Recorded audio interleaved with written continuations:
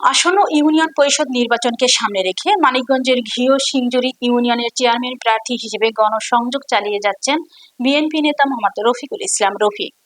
বিস্তারিত থাকছে মির্জা সেলিমের প্রতিবেদনে।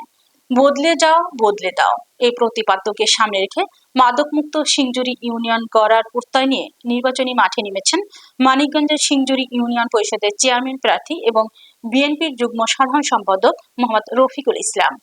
এলাকাবাসী জানান, তরুণ এই প্রার্থী দীর্ঘদিন ধরে সামাজিক ও জনকল্যাণমূলক কর্মকাণ্ডের সঙ্গে সম্পৃক্ত রয়েছেন।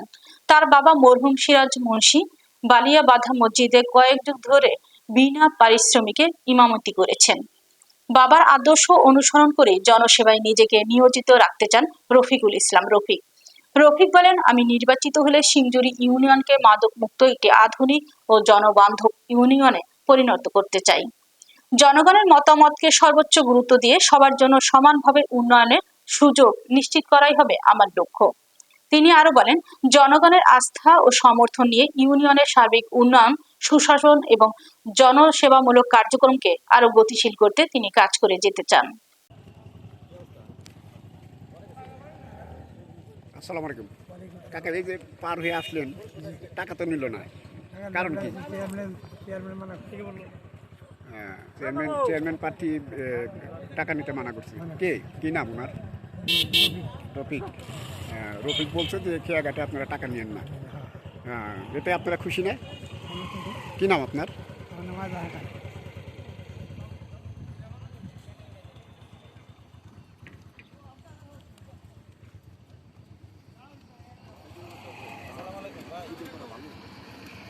ভালো করে করবেন।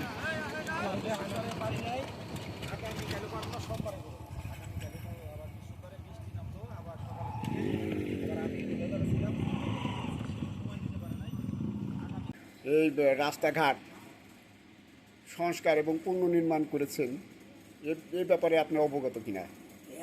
আগে আরও নিজে তো না ভেঙেছে, নষ্ট হয়ে গেছিল। রফিক ভাই এখানে ভালো শ্রম দিয়ে, ভালো টাকা পয়সা দিয়ে এটা ঠিকঠাক করে জন্য যাতায়াত করুন ভাই। রফিক ভাই কি? ওই বাইলা বাজার আমরা চেয়ারম্যান পারছি।